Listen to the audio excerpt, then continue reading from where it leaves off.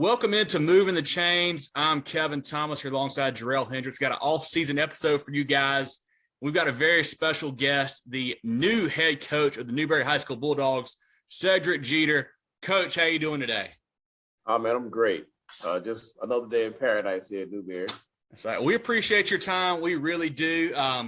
Let's get going here. First question, how's the transition been? Going from a DC to the head coach, the head guy now, how's that been for you so far?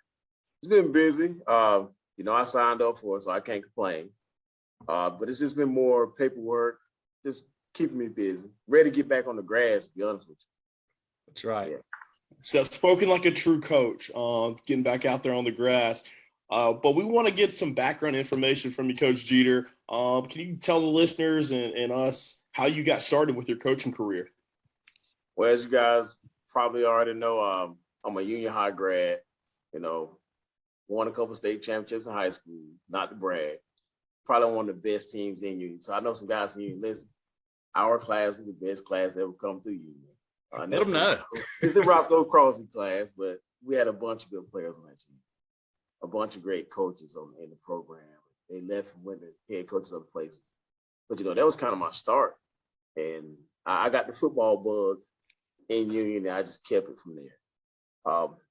Went off to Union College, played the NAIA ball, came back to Union, was there when it was Union, then Union County, coached with some great people, worked with some great players. I got lucky enough to get a call from Phil Strickland. You don't tell Phil Strickland no. So, here working with the legend, I can't complain not one bit about it. Yeah, that's kind of my next question. Replacing a Hall of Famer like Coach Strickland, how tough has that been, and how much has he been there? I'm sure to kind of help you in this process of going from a defensive coordinator to the head coach. When I left Union, I was only going to leave to go work with somebody like Phil Strickland. I knew I got to a point I wanted to be a head coach, and I knew I needed to work with somebody who was a legend, who I could learn from. So I've been a sponge since I got it. Taking notes, paying attention, just all the details that go into the game. I watch and I just try to learn from it as much as possible. And just sorry about that. Some people, look at it as a challenge. And I tell you, like I told my superintendent, there's two types of people in this world. There's somebody who looks at it as an opportunity, who's going to go get it. And then there's somebody who's afraid of the moment. Well, I've never been afraid. So I'm going to get it and get my light turned on here for you guys. I like that. Yeah. Sorry about that, fellas. All good. So, Coach Jeter, that's a perfect lead into our next question that we have here. You said you learned a lot. You were a sponge. You had that ambition of being a head coach. And you mentioned, in your interview process. But what's the process been like going to actually assuming the role of being a head coach? And what have you been up to the last few weeks? Scheduling. Setting up 7-on-7s, trying to get our spring practice worked out because we got coaches that coach spring sports, trying to get the right date, ordering uniforms. Just there's been a lot of paperwork, a lot of calls, a lot of emails, a lot of text messages. And all that stuff is great. Like I told you guys before, I signed up for that. But I'm really ready to just get my hands on some guys and get back to coaching ball, So it's been fun. I can't complain. That's right. You mentioned your staff there. How is that shaping up? Are you still looking to hire any guys, or you kind of got everybody in place now for next year? We got everybody in place already. That's the good thing about it, man. We had a great staff. Mm-hmm. We've been in upper state championships, been in region championships, and guys want to stay. So we have a great staff already. The big thing is we ain't gonna have Coach Strickland to lean on or to fuss at us when we mess up. So, yeah, we got great people in place. And that's what attracted me to Newberry. We got great people here already. Perfect. Well, you're going to have to assume that role of, the head fusser going forward. Yeah. But I'm sure Coach Strickland felt really comfortable about you taking that on. We assume that you're going to keep running the defense.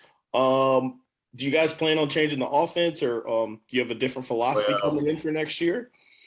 Hugh Mills has been here with us the entire time, and Hugh Mills is kind of Coach Strickland's right-hand man, and he doesn't get enough credit for the kind of coach he is. He gives us trouble in practice. I tell you that. Being a defense coordinator, going against him, he's always got a wrinkle. He's always got something he wants to try against us. He's creative. He's fundamentally sound. He's everything you want on the other side of the football. Perfect. And he's the offensive line guy, which are hard to find. Yes. Yeah. So, yes, he's going to run the offense. I continue to run the defense. Got a couple of young guys, kind of want to groom them to call defense plays in particular, so I can eventually kind of, hey, you do that, and I manage the game. So, we're working towards that. I don't think the young guys are quite ready yet, but they will be because they're great coaches. Awesome. So for people who aren't familiar with you guys, what are some of the schemes that you like to run on defense, and what do you guys do on offense as well, and what can they expect to see next year out of Newberry? Defensively, we run whatever works. Good answer. We try about anything. We base out a 3-man front. Okay. But it's multiple. It's going to be a 3-man front, 4-man front. Get a lot. 1 week you may get a lot of blitzes. 1 week you may not. It just depends on what we're going against. And like I said, whatever's going to work, that's what we're going to do defensively. And sorry about that again. Offensively, we've been known for being a smash mouth team, and that ain't going to change. Mm-hmm. It's Newberry. It's Newberry. It's going to be block down, kick out. We're going to hit you in the face. Our guys are built that way. You get asked all the time, how did you guys make that run in the playoffs? Our guys just decided they don't start hitting people. I mean, that's it. That's all it takes sometimes. Yeah, that's all it takes. Newberry is a physical place. It's blue collar place, physical team. So our guys embrace that. They love it. Perfect. So what do you guys, I know you're new, but you've been in the program.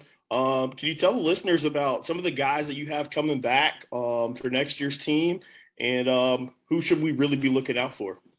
Well, this is a guy I don't think he gets enough credit. Our nose tackle, Jerel Brown. Okay. Number 90 is trying to think of Jason Farmer Atlanta just calls him number 90 because number 90 is everything. But yes, our nose tackle is pretty good. I would stack him up with any defensive lineman in the upstate right now. As far as strength, technique, quickness, just watch out. You ask some of the teams we play about who you need to worry about. They're going to say number 90. Number 90. Number 90. Write it down, Drew. I like that. That much of an impact player. Just got back from the clinic, and I was like, who is number 90? I was like, yeah, that's Jerel Brown. So, yeah, he's a problem. He's going to be a problem. We played some young guys last year, freshmen, starting the upstate championship game, Isaiah Glimp. Got to watch out for him. Going to have some new guys, the new guy at quarterback, Bryce Satterwhite. Just be patient with him. He's going to show you some things. But we're replacing a lot. We graduated 19 seniors, so on a team of 31. So we're replacing a lot, but we have some quality guys coming back. Jerel Brown being the leader, Shaquille Good Nook, the leader on offense, receiver, about 6'1", long, rangy, made a lot of plays down the stretch for us. So we got some guys, we're returning enough, but we have some tremendous young talent coming up from the middle school. We're trying to really cultivate that and build that into something special. You mentioned wanting to get back on the grass earlier. How is the spring practice schedule coming along and the 7-on-7 stuff? Is that somewhat finalized or still kind of a work in progress for you guys? It's still kind of work in progress. 7-on-7 in the summertime, that's kind of set already. We got some things planned there. I definitely know we're going to be at USC on the 24th for their 7-on-7. We got a few scheduled in Greenwood and a couple scheduled in Lawrence. So that's pretty much set. Our big thing is getting our spring practice situated, just figuring out what day we want to start. And it really depends on our spring sports because a lot of our guys are baseball coaches, golf coaches, track, softball. So, we're a small school. Guys got to coach more than one sport. So we really want to see where they finish up. And right now we got a tentative date of the 16th to being our start date, but we can always start a little bit earlier. It just depends on when they are out of the playoffs. Awesome. Now, I know you're looking forward to the 2022 season and assuming your role, but I do have a question about last year's team. You did mention that you had 19 seniors. I just wanted to go back to that playoff game against Gray Collegiate. I remember me and Kevin were heading home from wherever we were heading home from, and seeing that score being so close. Can you kind of go back to that game and what did that mean for your group, and how can you build on that going forward into this season? But first of all, Gray's a tremendous team. They had the X Factor over there. Y'all know who he is. KZ. He's tough. He's tough. I tell you what, out of the guys I've watched play the last 15 years, he impressed me more than anything. It wasn't about the flashy runs, anything like that. A man played every snap, pretty much every game, and he didn't get hurt. Mm-hmm. That's enough right there. Yeah. But I mean, that's dependability is the best ability. Mm-hmm. He was there. So they had the X Factor over there, and I really believe we could have won the game. We had to get a third down stop on the last drive, but we couldn't because they had the best guy on the field. Bottom line. But I do respect what they do over there. They got a great program. They've built something over there, and right now they're the top dog. So we'll see going into it, what happens. But that was a great game. It was physical. I think they knew we could be a physical team, but we played them in the regular season. We kind of had some guys banged up. We didn't really put a lot into the game because we knew our season in the playoff already. And we knew they had the X Factor over there. So all right, we're going to kind of sit some guys out, rest them, and make a run in the playoffs, see them a second time. All right, now it's time. We're going to get down to business. But it was a great game, real physical game. Had the best player. My hat goes off to him. Look forward to the opportunity again. Speaking of that, I know you guys released a schedule recently for next year. And with the new kind of realignment, you guys actually have a little bit bigger region than you had last year. Yes. Did that present any challenges as far as, I think you've got 6 region games, so not a lot of room for non-conference, non-region games. Is that making it tougher to schedule from those guys, or is it actually easier because you had some of your schedule already set? Well, we kind of had some stuff in place already. It does make it tougher to schedule. We got an early bye week, which we really didn't want, but, we're going to make it work. Having a bigger region, I really don't know what to say about it, to be honest with you. I know we got some heavy hitters in our region, though. We always do. We got Fatfield, we got Gray. We got some teams in there that can cause some problems. You just never know what you're going to get. Mid Carolina down the road, they got a good player. Mm-hmm. So, yeah, we don't count anybody out. We got to take everybody serious. We got to take every Friday night, we can get beat. So we're in a tough region, and it's not a lot of wiggle room in there, to tell you that. You can slip up and be third or fourth and not be in the playoffs. So, yes, we got to take care of business. So we're big into social media, obviously. We noticed on the Newberry pages, you guys have hashtag dog mentality. Can you explain to us what that dog mentality means to you and to, how you relate that to your players? It's exactly what I told you guys earlier. It's our kids, and they built a little bit different. They embrace physicality. It got to a point where it looked like teams were backing down from Gray. Our guys were not going to back down from Gray. They're not afraid. It's just in them. It's something about Newberry where these guys are blue collar, tough, and they're just not going to back down from anybody. They're not going to be afraid of anybody. And that's the dog mentality. And that's what we took with us in the playoffs every round. If you was at the last playoff game, you probably saw it. These guys ain't backing down from Gray at all. And they have the X Factor, and they have all the guys over there. We're not going to back down. We're not going to back down from anybody. It's not just Gray. It's anybody. If we play Gaffney, we're going to give them everything we got. So that's the dog mentality. Perfect. I like that. Looking at that schedule for this year, opening week, you're playing your alma mater, Union County. What's that going to be like? Your first game as a head coach playing the school that you went to. What kind of feelings do you think you're going to have on that Friday night? It's going to be awful. Awful. I've played them 2 or 3 times since I've been in Newberry. Every time it was awful. I thought about it the whole week. Didn't really sleep a lot.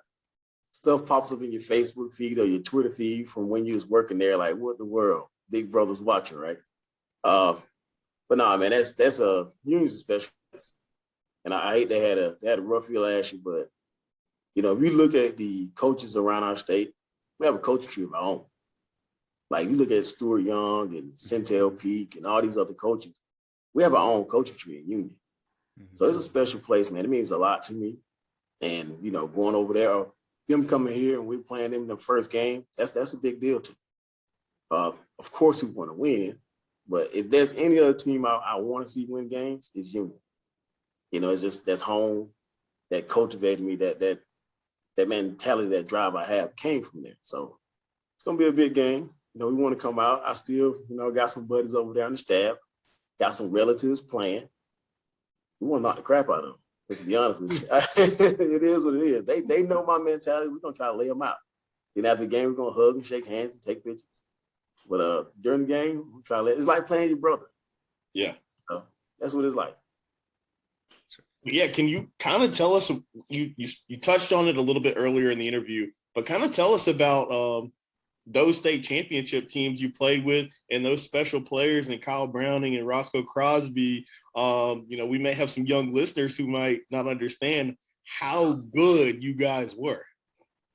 I tell you this, we would play anybody and won. I mean, we were really that good. And we were borderline arrogant, okay? But we were a very good team. We were good for a long time. People don't understand, we didn't lose a game in middle school. We were good in stingers when we played each other. We knew we were good. And there were guys who didn't play that were probably better. You think about Roscoe Crosby and Kyle Brown and Xavier Bird. There were about 4 or 5 guys who didn't even play that might have been better than those guys. And we were loaded. Like, I played linebacker. Everybody on my defense went to play college football. That's tough. Yeah. My backups was Curtis Rice, who went to Carolina. We had Division I backups. Okay. At wide receiver, linebacker, D-line, everywhere.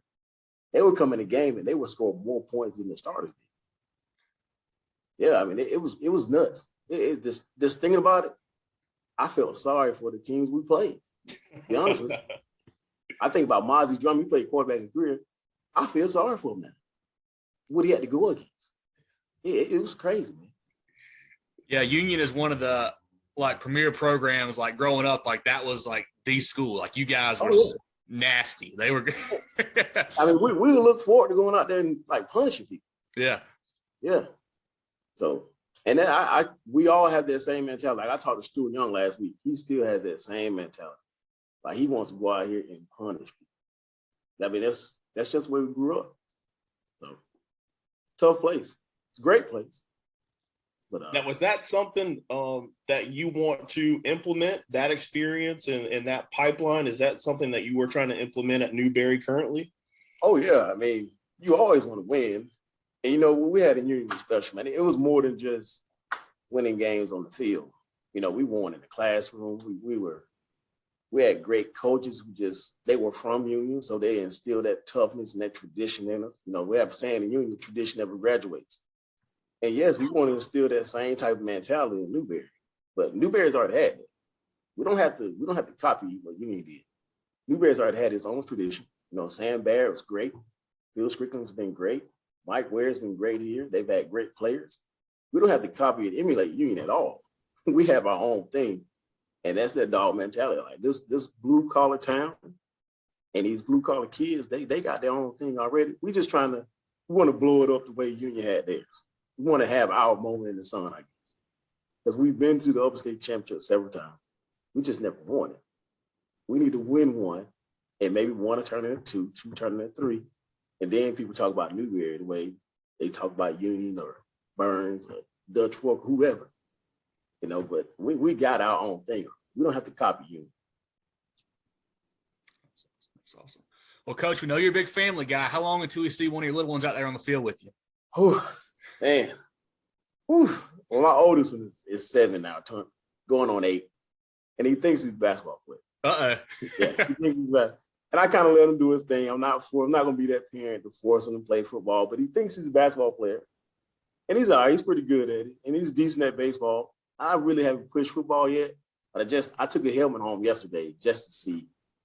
And he runs up and grabs and puts it on and start running to stuff. I'm like, oh yeah, I think we may have one. My youngest one is 2. We call him Hurricane Harry. He might be the one. All right. He might be the one. Okay. At least he have that mentality he already has it. Don't mess with him.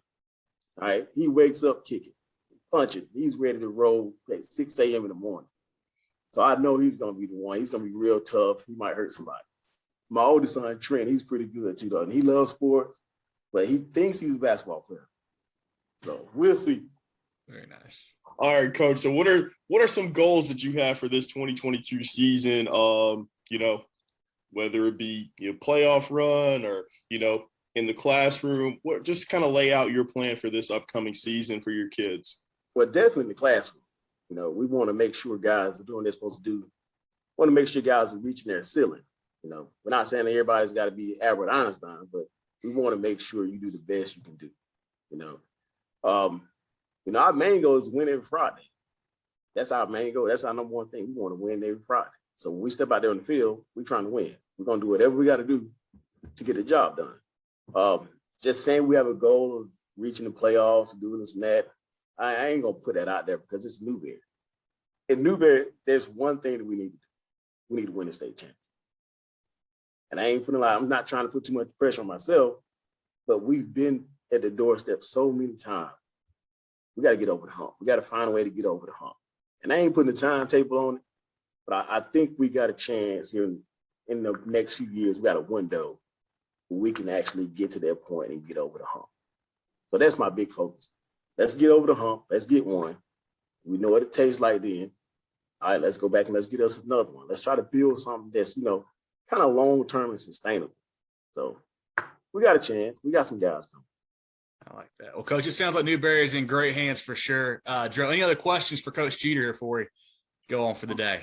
I want to put a helmet on. I know I'm not in shape to do so, but Coach Jeter's got me pumped up. I may go run some sprints or something like that because I want to go run through a wall right now. So I'm really excited.